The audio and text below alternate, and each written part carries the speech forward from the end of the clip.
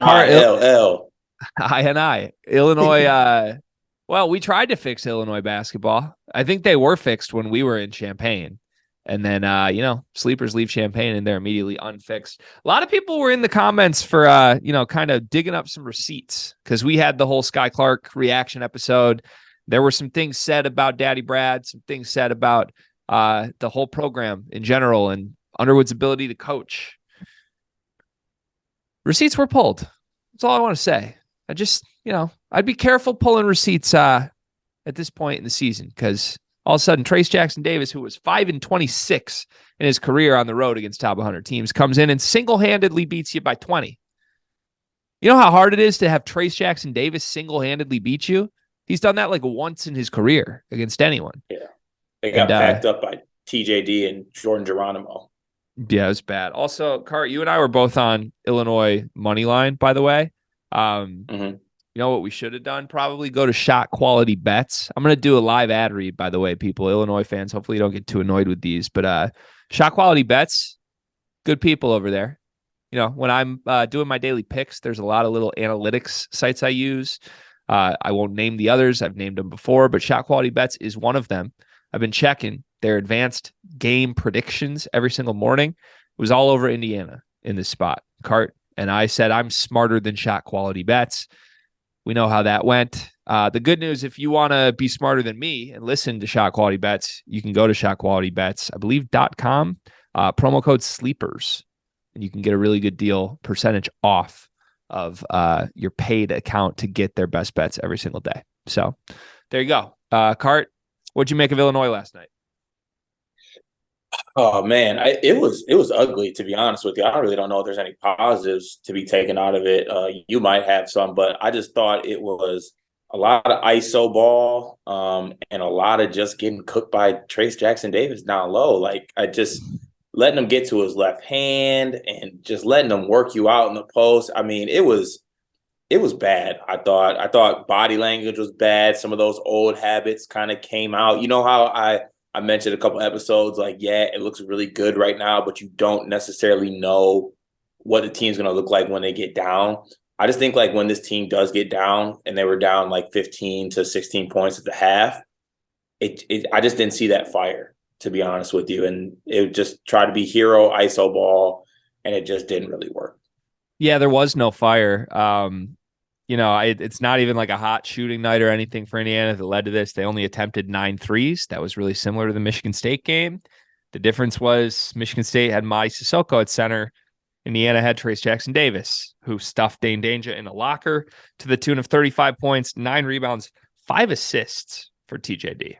And can you list what he shot to as well? I believe it was 17 for 20? 15 for 19 from the floor. 15 for 19. 15 for 19 for the floor for Trayce. Yeah, and then, I mean, on the Illinois side, we've kind of talked about like they just sort of need their alphas to alpha. They got one alpha who alphaed. Terrence Shannon had 26, 8 for 18 from the floor. Everybody else kind of just looked around at each other like who's going to do this, and then kind of took their turn, your turn, my turn, and did some pretty selfish things offensively, I thought. Coleman had the one big transition 3, but if he didn't hit that, I'm pretty sure Brad Underwood would have literally thrown him out of the arena. Matthew Meyer, 0 points on 0 for 4 shooting after 2 straight games of impeccable play. So I don't know. I think you've kind of nailed it with this team, truly. Like, I still believe this team is good. I think they're an upper tier Big Ten team, but I also think all Big Ten teams are the same, other than Purdue at this point. But you've nailed it all along. You said when things are good, this team's great. And when things are bad, this team crawls into a hole and wants to go night-night. Like, what do you do with that? Like, what are you even supposed to do? Because any single shred of adversity, this team runs the other way.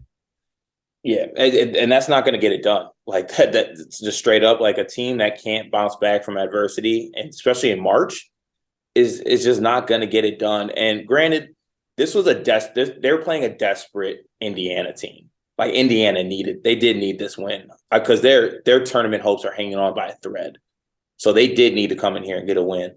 And they got a couple of big ones coming up, including one against Michigan State this Sunday. But it's just too much, just ISO hero ball. I don't think Matthew Meyer was able to do what he did in the past couple games because he didn't really have a mismatch. Like he didn't have a 6'3" Jay Nakins on him in this game. He actually had somebody who could match him in size and physicality somewhat, and just a lot of hero ball. And I don't know if it's just me, but literally sometimes when I'm watching the games, it seems like half the team is running some type of offensive set and half the team's just kind of doing whatever. Yeah. Like I've never seen a player true.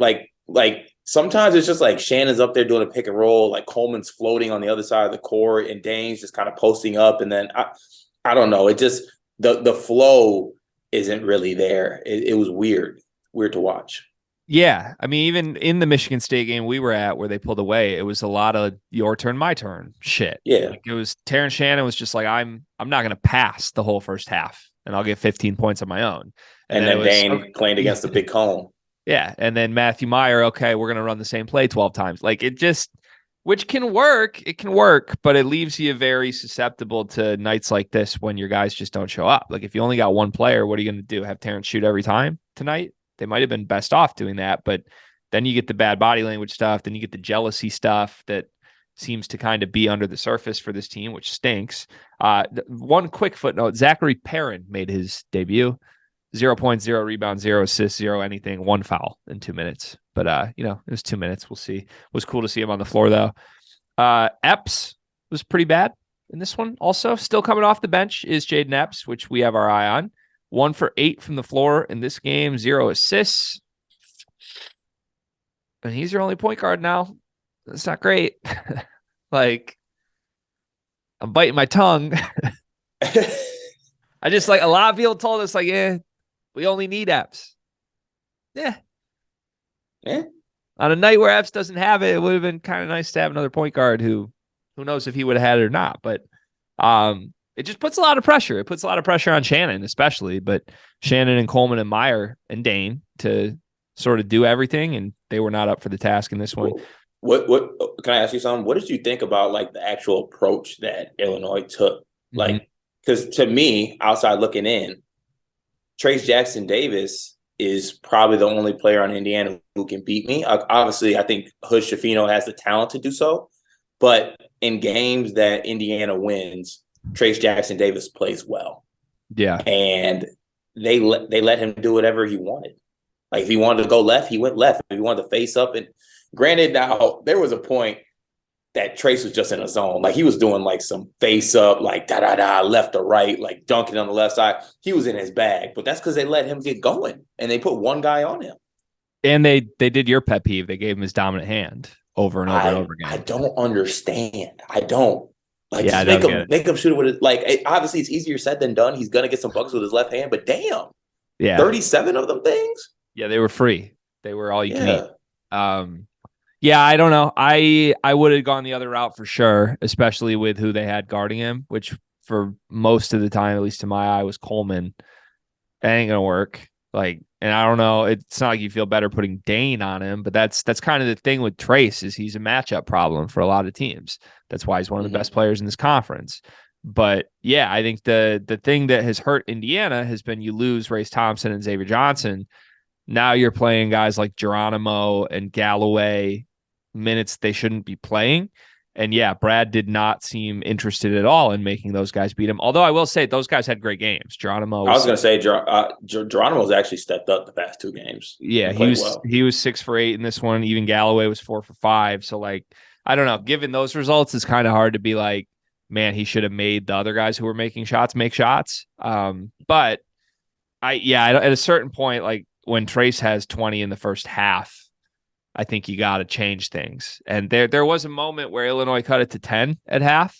Like they had a little flurry. It was like 18 or 16. They back-to-back threes, cut it to 10, I think. And then you're kind of feeling like, oh, Illinois is going to come back and get this one the same way they did Michigan State. They were down the same amount with 15 minutes left in both games. And the difference was they had like Trayce just kept going. And Michigan State didn't have someone who could do that. Tyson tried his best, but it didn't appear there were adjustments made to my eye, and I thought that crushed them because the other thing is the way this Illinois team plays, like when they do get down, and I don't know if this goes back to your thought of like when things are bad, they struggle, but like when they are down, if they're a team that needs to come back, they need stops every time. Otherwise, they're going to make a stupid decision offensively. Like they'll let one mistake turn into 3 mistakes immediately because they think they need to get all the points back in one possession. And like, you're not a team. You have to be a tough, grind you out team to come back from double digits in the Big Ten. And, they kind of did that against Michigan State. I mean, they did do it, but like against Indiana, like if Trayce is just scoring every possession, then all of a sudden Coleman Hawkins is like, well, I need a 9-point shot. Let me shoot from the logo right now. Yeah, and even in that Michigan State game, there were like some heat check, like hero shots by Matthew Meyer to kind of pull that game back. Yeah, and they just went in, right? Like maybe if they went in this game, but it wouldn't have mattered if they went in this game because Trayce was more stable and he was the best player on the floor. But to that point, this is where I'm at with Illinois. There hasn't been a game they won where it's just like shots weren't falling, things weren't going their way, but like find a way to win I have not seen that from this Illinois team this year. And I feel like really good teams find a way to win. I guess the Michigan State game, they found a way to win. Yeah, that's just a funny quote, given that you're a Michigan State fan. But I feel you. Like, it was a make shots game in the second half against Michigan State to me. I mean, they made shots in this game, but I would probably give them credit for find a way to win against Texas.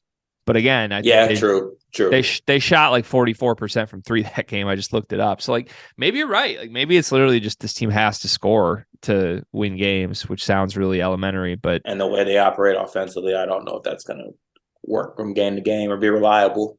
Yeah, there's just too much variance with this team, which stinks. There were some bigger picture conversations I saw from Illinois fans on Brad a little bit after this one, which it surprised me it was after this one and not 2 weeks ago. Like I would have thought that was the moment to have the Brad Underwood coaching conversation, kind of when we did. Although I guess the choice to just let Trayce work one-on-one the whole night is probably the biggest reason why. But did the results of the last week shift your opinion from what we said a couple weeks ago about Brad at all? You were very defensive of Brad at the time, saying like, he's a good coach. It's fine. You're not worried about it. Yeah, I don't know. I find it hard to like question because hindsight is always 20/20. Like I'm more so put off by the fact that there wasn't mid-game adjustments, not necessarily that they that was the game plan. Like if your game plan is let Trayce work and you just do other things and just let him get his, if it works, it looks great. But when it's not working, what kind of adjustments are you going to make? And I don't think there was necessarily adjustments in this game. It was more so this was what our game plan is coming in. Let's just stick with it, and hopefully we make enough shots and Trayce misses enough shots that we can get back in this game. I think the great coaches make adjustments both before and in game. And I didn't see that. I'm not like, we talked about on the episode we just recorded, like the whole fire Juwan thing. I'm not on like a Daddy Brad needs to go type thing. Another commendable take from you. I'm a 6'7" walking commendable take. The Juwan one was just hilarious. Go listen to the Michigan video for the most contentious Carter versus me episode we've ever done. The one thing I will say about Brad is I think he's been great, phenomenal at making in-season adjustments in his tenure at Illinois. I think he has totally, almost every year, shifted from what he thinks they're going to be preseason to how they need to play to win games. And he did it with Curbelo. He did it kind of with Sky Clark and with rotation stuff here, but also let's change the offense this year. Like he's been very good at figuring it out big picture. I think he's been kind of bad at figuring it out in the middle of a game setting, which, would scare me in a win or go home setting, which just so happens to be where Illinois struggles the most. So something to keep an eye on. I questioned him a couple weeks ago and people have been on me about it. Brad's obviously a good coach. I think it's fair to question his record. It's fair to question the way some of his locker rooms have had moments. Just maybe general happiness of certain guys with a lot of guys transferring out. It's not fair to question the product on the court. Illinois has been the best team in Brad Underwood's tenure in the Big Ten. Question is, can they take the step nationally? And we'll have to wait and see. All right, final words. College hoops to go quickly. shout out to Illinois fans. We see you in the comments over on the Field of 68's channel. That's our travel series. If anyone hasn't seen it yet, we go to every Big Ten arena and film a vlog episode. We have one from Nebraska that's out, one from Iowa that's out. We came on here and begged you to run up the numbers in the Nebraska one. People kind of did that, like 1,500 views, I think, last time I checked. Iowa's just on the verge of 1,000 views, folks. We got to get that up into 4 figures. And then I just want to tease it quickly. The next 2 episodes coming are Michigan State and Illinois, meaning Michigan at Michigan State and then Michigan State at Illinois. I just finished the final edit of the Michigan State episode last night. It's the best thing we've ever done. So hopefully you get excited about it. Run it up. We appreciate you. Every comment, every like genuinely helps because it gets you in the algorithm and it starts showing up on people's feeds.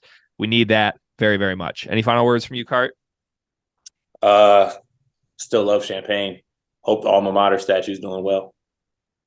I hope Legends had an okay night after last night. I mean, you got to imagine 20-point loss at home to Trayce Jackson Davis isn't the most lively post-game atmosphere. But yeah, but they got deals every day. And then today you can get a Big Friday, which is 3 shots and whatever mix you want with it. And it's a great deal and a great cup.